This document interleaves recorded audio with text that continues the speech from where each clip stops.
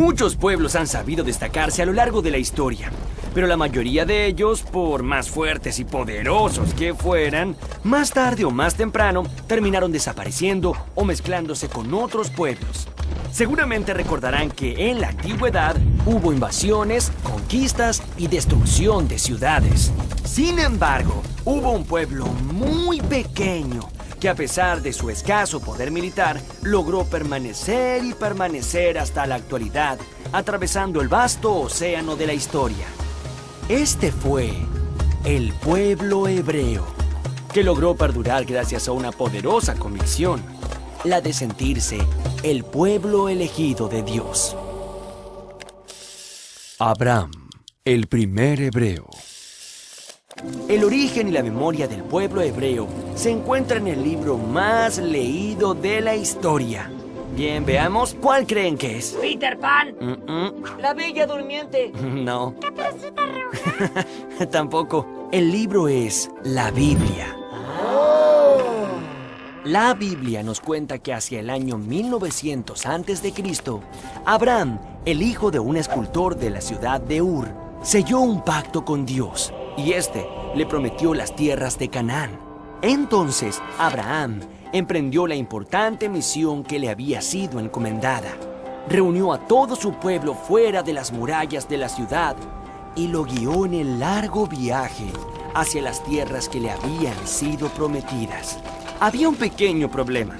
Las tierras de Canaán no eran nada fáciles de habitar. Un gran número de pueblos de la región también estaban muy interesados por ocupar esos territorios. Es que esas tierras eran ricas y fértiles, y además se encontraban justo en el medio de los dos grandes reinos de esa época, el de Egipto al norte de África y el de Babilonia en la Mesopotamia. Estos dos poderosísimos reinos se disputaban estos territorios, ya que por ahí pasaban una infinidad de rutas comerciales. Pero para los hebreos, esa tierra era mucho más que una zona fértil. Como decía la Biblia, era su tierra prometida. Pero el pacto que Abraham hizo con Dios implicaba una cosa más. Él y su pueblo debían renunciar a todas esas religiones que adoraban a muchos dioses e ídolos tallados en la piedra para comenzar a respetar a un único Dios y creador de todas las cosas. Los patriarcas. Yo, Abraham, fui líder de mi pueblo, digamos, el primer patriarca. Un patriarca era un jefe de la familia, pero también era la cabeza religiosa y la persona que imponía las leyes. Del patriarca dependía su esposa, sus hijos y los hijos de las familias allegadas. Al morir uno de ellos, lo sucedía el primogénito. Esto quiere decir el primer varón de cada familia. El primogénito de Abraham fue Isaac, y el de Isaac, Jacobo, que se hizo famoso porque tuvo 12 hijos, y cada uno de ellos fue patriarca en su tribu. Estas fueron las 12 tribus originarias del pueblo de Israel, el pueblo que sigue las enseñanzas y la palabra de Dios. El cautiverio en Egipto. Entre los hijos de Jacobo, que eran también bisnietos del gran Abraham, José tenía una gran virtud. Soñaba cosas que luego sucedían. Un día José contó uno de sus sueños a sus hermanos. En ese sueño, sus hermanos lo alababan inclinándose ante él. Esto generó tanta envidia en sus hermanos que lo arrojaron a un pozo y luego lo vendieron a una caravana de comerciantes que iban hacia Egipto. En Egipto, José fue esclavizado y luego encarcelado. Sin embargo, su fama para interpretar los sueños trascendió hasta el mismísimo faraón. El faraón le contó a José que el sueño le había mostrado primero 7 vacas muy gordas y luego le mostraba otras 7 vacas, pero muy flacas. José le advirtió al faraón que luego de 7 años de abundancia, vendrían 7 años de escasez. El faraón quedó convencido y decidió nombrarlo su virrey. Serás mi virrey. Cuando llegaron los años de hambre en toda la región, Egipto había guardado mucho alimento. Mientras tanto, los 11 hermanos de José, desesperados por el hambre, viajaron con sus familias hasta Egipto buscando algo para comer. José los recibió, los perdonó y los protegió. Pero este bienestar no iba a durar mucho. Un nuevo faraón se había hecho gobernante de Egipto y, a diferencia del anterior, este temía a los hebreos y los despreciaba mucho. Así que los esclavizó a todos, sometiéndolos a maltratos terribles. La esclavitud en Egipto duró 210 años, pero un día iba a nacer un hombre que se convertiría en el gran libertador, un verdadero héroe. Y ese hombre se llamó Moisés. Una vez que Moisés liberó a su pueblo de la esclavitud, tuvo que deambular unos 40 años en el desierto. Durante este periodo, Moisés subió al monte de Sinaí, donde recibió de Dios, el mismísimo Dios, las tablas de la ley que contenían Los 10 mandamientos. Estos mandamientos eran un código de conducta que todos los hebreos debían respetar. Los hebreos protegieron las tablas en el Arca de la Alianza y las transportaron a lo largo del desierto. Dios estaba probando a su pueblo antes de permitirles volver a la tan ansiada tierra prometida de Canaán. El regreso a Jerusalén. Una vez que los descendientes de las 12 tribus hebreas habían regresado a su tierra, empezó el periodo más esplendoroso de esta civilización, el de los reyes de Israel. Así fue que los hebreos decidieron nombrar a un rey fuerte y capaz de combatir a todos sus enemigos. A finales del siglo XI a.C., el buen juez Samuel designó a Saúl como el primer rey de Israel. Este hombre de gran valor derrotó a los amonitas y a los moabitas, pero no pudo con los filisteos. Entonces, un joven pastor llamado David sobresalió entre todos y desafió al gigante Goliat, jefe de todos los filisteos. David derrotó a Goliat usando la inteligencia y no la fuerza. Con tan solo una honda, le dio un golpe certero al gigante justo en el medio de los ojos. Así fue que venció a los filisteos y alcanzó el objetivo de vivir en paz en la tierra prometida y hacer de Jerusalén la capital política y religiosa del reino.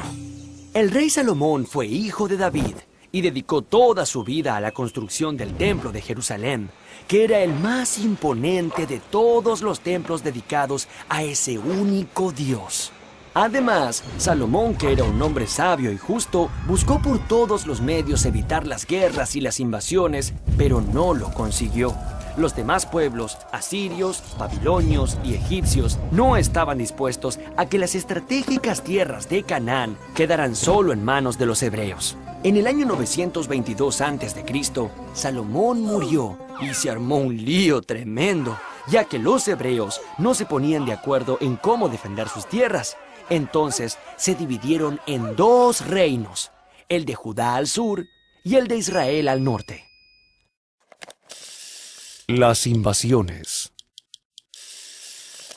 Durante cientos de años, los dos reinos hebreos vivieron separados. Por ese motivo, no tenían la fuerza suficiente para enfrentar a sus enemigos.